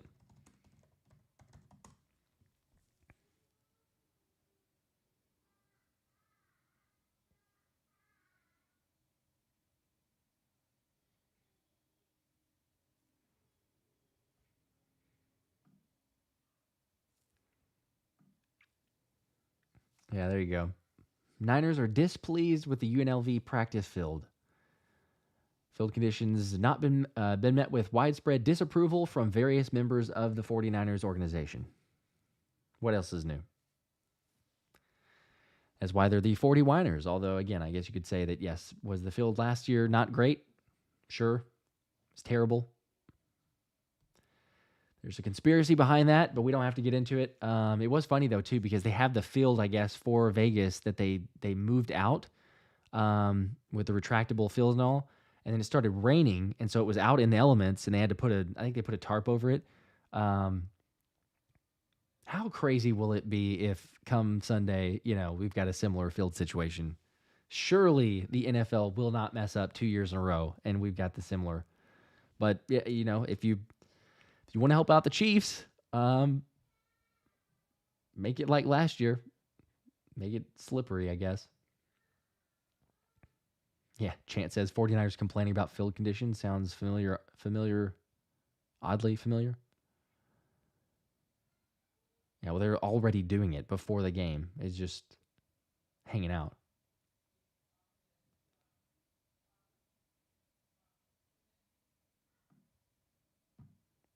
Fade into you. What's up? Says Howie was totally defending his linebacker strategy at the last presser. Yeah, without a doubt. It was one of those that he hardly even got asked the question. It was like a broader question. It was for the defensive line and linebackers, and he just goes straight into linebacker. It is, hey, there's this conspiracy basically that people think that we don't value or whatever. I'm paraphrasing, but yeah, he was totally defending the reasoning behind it and going with Nakobe and then doubling down saying that they believe in him. But he sees it. They know. They get prepped. Sirianni's mentioned it a number of times, but he's like, "Hey, I get prepped before I come in here. What questions you guys are going to ask?" And they're knowledgeable. They know what the fan base or what the media or the just overall criticism, and they're going to be their own self critics, I guess, or self aware. But yeah, he went into that presser almost with like an agenda of, okay, I'm gonna answer this one straight up. I'm gonna defend with Nakobe.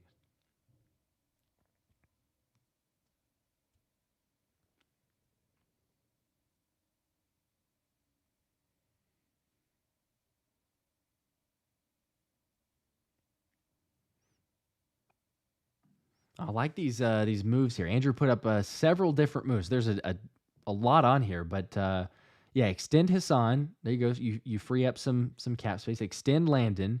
Place fifth on Smitty. Extend in season. All right. Yep. Cut Byard. Cut JB.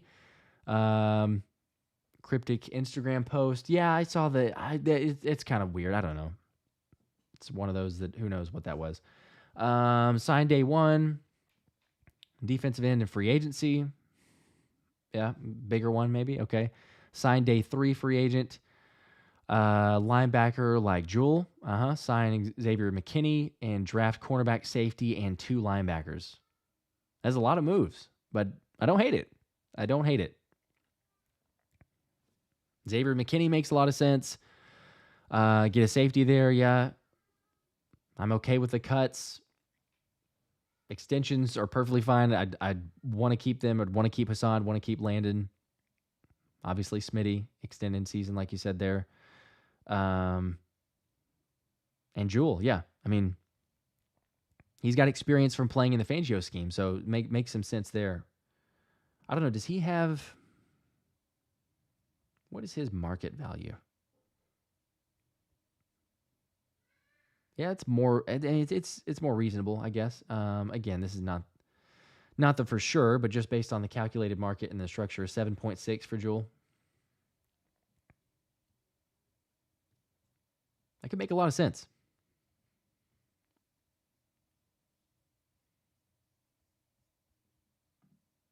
I like those moves.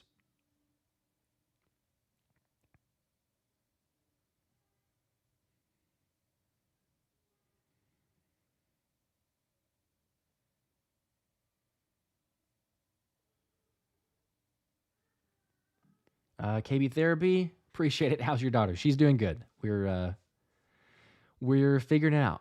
But we're doing good. Sleep has been all over the place. Last night was a wild one. But wasn't able to get up a show, but figured we'd hop on here for a live. Try to do it most of the time on Tuesdays and Fridays, but she is doing pretty good, and we're just adjusting. But appreciate you asking. Roji, Josh, you going to Brazil? No, probably not. No,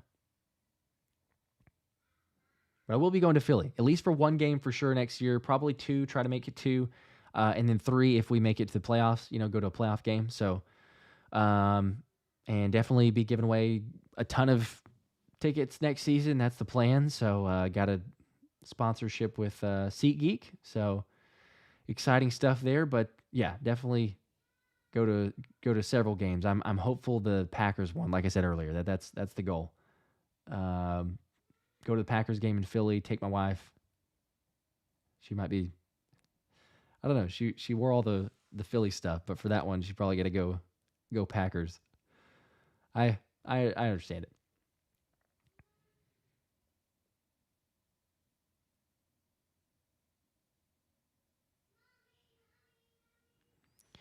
Is John dropping bars here? A little Eminem here.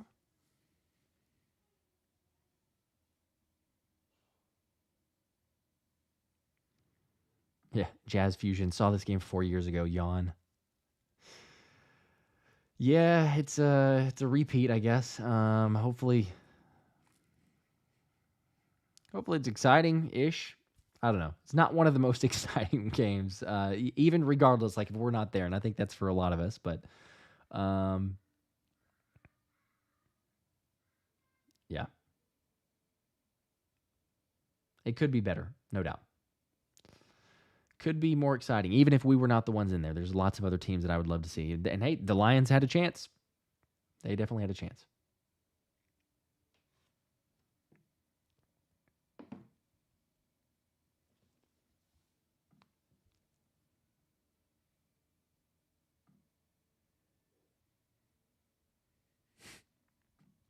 Joke sauce. Josh is sleeping on the couch for the week of the Packers versus Eagles game. Maybe. It'd probably be okay like before that. The question is, afterward, depending on how the game goes. But no, I'm kidding. We're fine. That is the one thing I could say. Very, very healthy from the sense of like, do we get passionate for sure? But at the end of the day, it's just a game. We may take a little bit of decompression from the result, but no, it's all fun. I would love to get. I don't know if he would, but I would love to get her dad to go up. Because my father-in-law is an extreme Packers fan, cheesehead. And so to get him to experience the link would be really fun. There might be some. Like I've shared what it's like to going to games, watching other away teams, but it'd be a regular season game, and I've tried to be like, hey, it might be, but that would be fun. I don't know, don't know if he'd be down for that.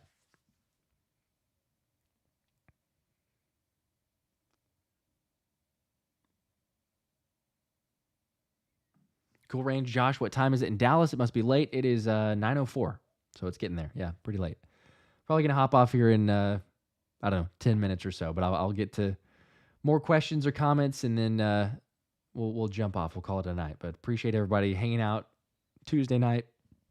Not a ton happening around the league, just a little bit with Eagles. Let me make sure and touch on this one because we talked about the coaches just a bit, but linebacker coach is still I guess, in the works, if you will. Haven't figured that one out, and Tom Silverstein said Packers coach Matt LaFleur and defensive coordinator Jeff Hafley, they are expected to hire former Dolphins linebacker coach Anthony. I'm not great with the name there. Is it Campanile? Campanile? I think it's Campanile. I don't know. I should know that. The Giants had interviewed him for the DC job, and the Eagles wanted him as a linebackers coach. So, again, we'd already interviewed Joe Barry, also Mike Caldwell. But it feels like maybe, because that was a little bit under the radar. We hadn't heard too much about Anthony. With him being in Miami, that feels like, okay, hey, Fangio wanted to probably bring him over, would be my assumption. So, not the best of news that you miss out on a guy like that. Love the Big Lebowski gif here. Those of you that watch the show regularly know that we use all sorts of stuff from movie clips. So anytime you can get that, that's great. But yes, to get back to the topic of linebacker coach, it's interesting because it's taken a while now, and the fact that you haven't made a decision on someone seems to suggest that Caldwell is out of the running for linebacker coach. But given the fact that, this happened here just today with the former Dolphins linebacker coach, maybe you revisit that if Caldwell was a maybe and you wanted to get some other interviews out of the way. I don't know. But we're still waiting on the linebacker coach, and that'll be very important because we've talked about with linebackers, you got to have an answer for sure.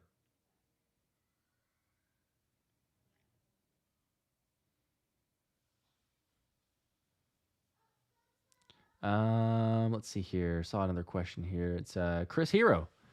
It says, which one of the rookies besides Jalen Carter are you excited to see year 2? That's a good question. I would have for sure said Sidney Brown. I'm still excited, but the whole ACL injury, I don't know that you want to risk that or hurry it up. So maybe he's good to go by week 1 or not too much missing time during the season. But because of that, I won't say Sidney.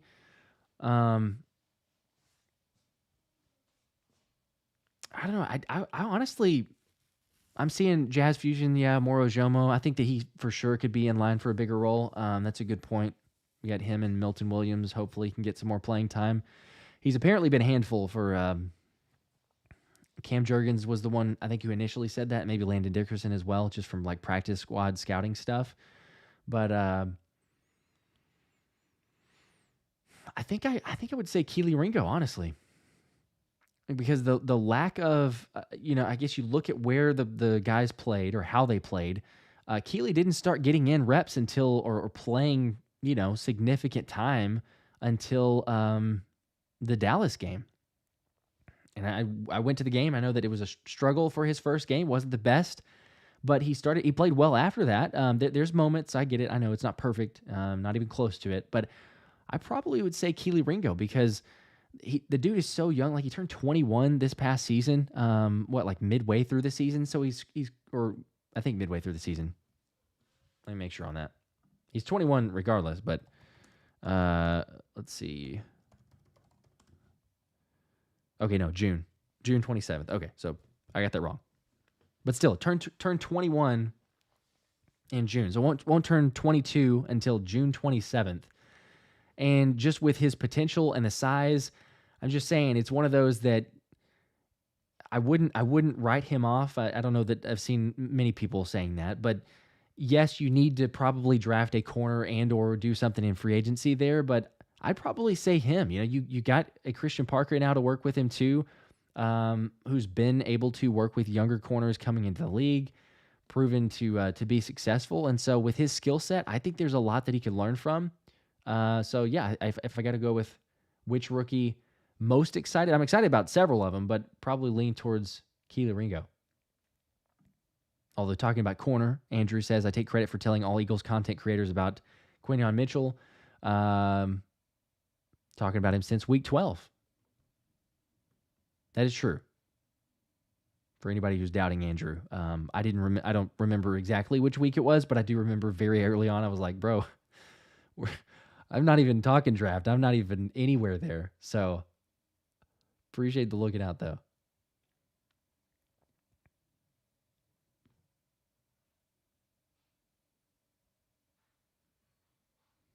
Jordan Davis as QB. I see Jordan Travis is what you meant, but Mike says Ringo and Ricks. There you go.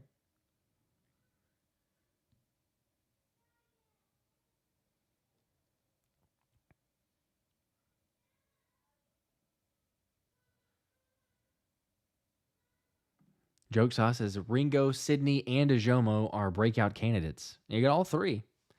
There is some potential there, yeah. Daniel, Ringo seems promising. Lambaroo, I want to see Nolan really make a big impression. I do too. And you guys know I'm big Nolan Smith fan, big Nolan Smith supporter. I've tried to stay a little bit more, I don't know, realistic-ish. So it might be surprising for some people being like, "What the heck? Josh didn't say Nolan Smith." I am so hopeful for him though. That has not changed. But again, just with what we saw this past season and him not being able to get as much playing time, and I'm slightly concerned, not crazy, but I'm slightly concerned about his shoulder. And I see a comment just came in here, Jazz Fusion. Yeah, Nolan Smith has to stay healthy, bad shoulder. That's kind of where I'm at too. It's like I really want him to be great, and I think with Fangio and being able to teach the system and put him in some better spots, utilize his versatility, hopefully he can get some pass rushing moves because he definitely needs that. But I know that Nolan kept writing it off, and he's like, "Hey, it's just scar tissue, not a big deal." And the coaches have been saying that, not a huge concern or anything from that side. But it seems like just about every single time that Nolan laid a hit on somebody, he's coming up and he's like, oh man, or like the shoulders hanging, or so. Maybe it's nothing. Maybe it was first year deal, still trying to get it worked out, but it lingered to me. It seemed like for the entire season. So that's where I'm kind of at of not try to be too high, I guess, on Nolan. I hope that he does well. I still think that he will contribute quite a bit more than this past season. But yeah, it's I guess not trying to go full bore on it anyway, since he's had some of the injury issues or concerns. I shouldn't say injury issues, but concerns from what we've seen. Cool Reigns. Do you still want Bijan, Josh, or are you happy with Carter now? Okay, so we got to make sure and understand this. Yes, I was totally on the Bijan train in the draft 5 and, adapted it from Philly 500 and yes, I was totally supporting the draft Bijan Robinson. But I never said I wanted him over Jalen Carter. So I'm thrilled. It hasn't changed. I didn't think Jalen Carter would be available at 9 or 10. When we were doing all these mock drafts, it's Jalen Carter gets taken, at 3, 4, 6. It's never making it all the way to 9. So yeah, the draft was crazy. Didn't expect it at all, but no, yeah, without a doubt, very happy, very excited with Jalen Carter. If he had not been available, like if he had been taken and then Bijan was still on the board, again, hindsight's 2020, but we didn't have DeAndre Swift then. And you look at what Rashad Penny was or wasn't. Yes, I would have been irritated, to say the least, if we had not, taken Bijan. But I ran into him. It was kind of odd. I ran into Bijan at a golf tournament, I think it was 2 weeks before the draft, 2 or 3 weeks before the draft. Kind of playfully asked him, hey, what do you think about Philly? And he just kind of smiled and was like, we'll see. But yeah, no, Jalen Carter, incredible, great, love it.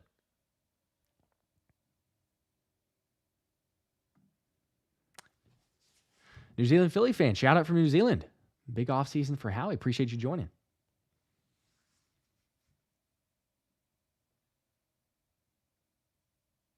Oh, there we go. Okay, well, Andrew already said it. Shout out to Josh Clips on the golf course. Yes, I did. That was one of those. That was actually one of those totally unplanned things that happened. We were with family and in Austin for the Dell match play, which I guess is the last Dell match play in Austin, I believe. But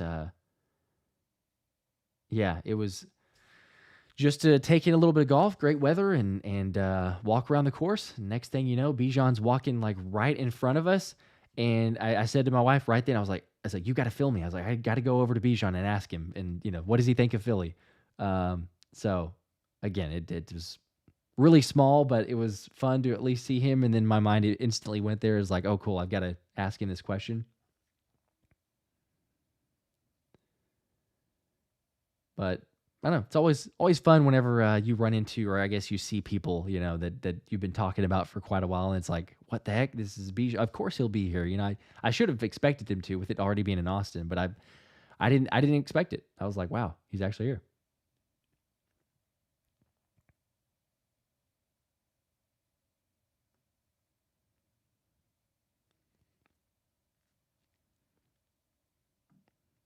I think it's Wrestler Boy 3. I think this draft's a little light. You think it's worth trading a few picks or a few picks for some good young guys?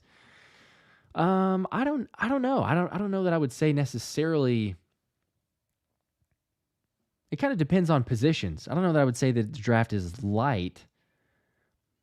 I do think 22 is an interesting spot because depending on who goes off the board, then yeah, it doesn't feel like it's a premier pick as much as, hey, you could potentially trade back. I highly doubt personally that we're going to pick at 22.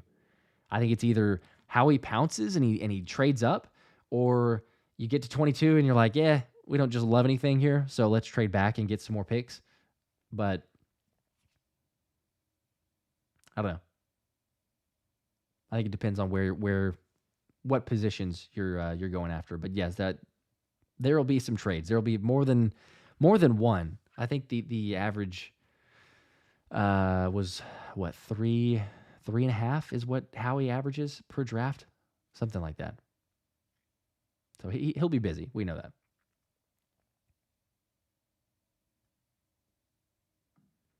Fade into you. I worry having a head coach that isn't a play caller won't. We won't have longevity. Coordinators will get poached if we're good, and then we're back to square one like this year.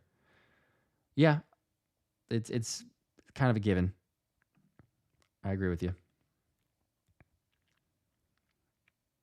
but it depends on how effective it is. Because I posted this on Twitter, just a comment back to it's a Eagles strictly here, but you know kind of same topic. Eagles win Super Bowl. Kellen Moore gets head coaching job. Back to square one. But I think everybody would take the trade off if you're winning the Super Bowl. That's probably not what it takes. I get that, to get Kellen Moore a head coaching job. You could just make the playoffs and have the offense humming and say, well, Kellen is gone. So I'm okay with it, though, if it gets you a Super Bowl. But it does. I agree with it. It feels like a short term solution. It's a short term, like, hey, we've got an offensive mind here. He can do something with the offense. But it'll be a revolving door because Sirianni is not the answer. I think that we've all seen that, but he's not going to call plays. He's not going to be the best at scheming up an offense. I don't know. It is a long term problem. I agree with you there, but hopefully it's good enough in the short term to make it back to the Super Bowl, do something good, and then we'll have to, I don't know, move on, get someone else. Hopefully they can run the offense. It doesn't feel like you're a dynasty in that situation, like the Chiefs, like the Patriots. So I agree. If you have a head coach who can call plays, who can scheme really well, then it doesn't really matter on at least one side of the ball. Like, hey, plug and play. Whoever you want to get in there as the offensive coordinator, whoever you want to get in, they'll be fine. So unfortunately, that's where we're at, though, and we don't have one of those. And you got to, I guess, hope and pray we can make do with it. Nostradamus, use the let's run it emoji. There you go. John Penny was insultingly bad. Yeah. Jazz Fusion Penny failed at Pass Pro. He was atrocious. Yep. He was totally not good for that spot. Oh, there you go. Andrew had it. I knew Andrew would have it. Now his average trades is 4. Yeah.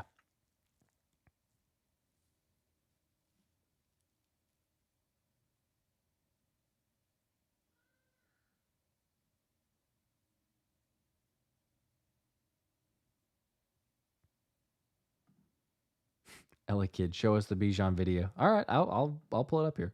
Let me see if I can get to it. I mean, it's on the page. I think it's still on it. Yeah. Let's see if it'll work for this one here. Yeah. back in whatever month that was. March, maybe? Was it March or April? I don't know when the Dell match play. I should know that since I was there. But yeah, just a little brief run into him. I had to figure out a way to ask him. So I kind of faked a picture because I was like, he's not going to stop if I just ask him. So I was like, hey, can I get a picture? And then, as I'm over there, I was like, cool. And then ask him, hey, what do you think about Philly? So it's a super quick short on the page if you want to go check it out. The audio is a little hard to hear, but I got the subtitles on it. But there you go. There's the official video. Elaine, hi Josh. How's the little one doing? She is doing well. Appreciate you asking. We're figuring out sleep still. It's a hit or miss given the day or night, but we're doing well. Very blessed.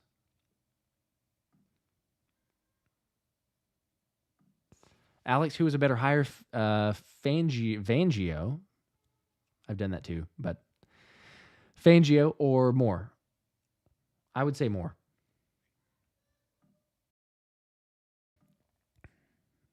I think more that with what we'll see from him, with the offense and everything there, I think both will be good, but yeah, I think it'll be Kellen Moore in my mind.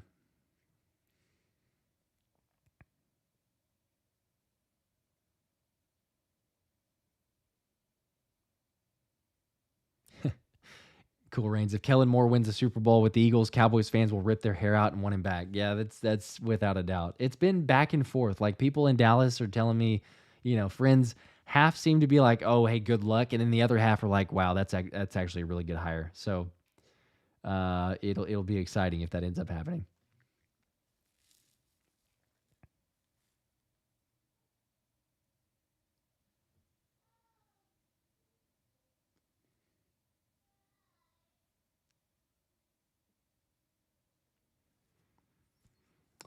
Daniel, excited. We actually made changes, and thanks Smith will go off. Need to extend him before before he goes off. I agree. Yeah, you got to get that done. Had the comment earlier of extend, get the contract done, settled. Usually, Howie's pretty good about that of not waiting until the 11th hour. If you're going to get an extension done for most guys. And especially long term. I think Devontae's a long term. You can look back at last offseason. I know that like Darius Slay was going to be out the door and he's coming back, and Bradbury was going to be out the door possibly, and he's coming back. But it didn't sound like Howie was going in that direction.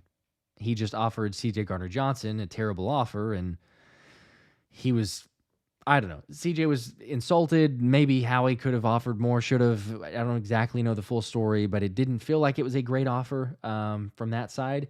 And then Howie moves on. He's like, all right, hey, we're going to get Slay back. We're going to get Bradbury back. But yeah, for a guy like Smitty, that's not a last-minute decision, so I agree. You get it done.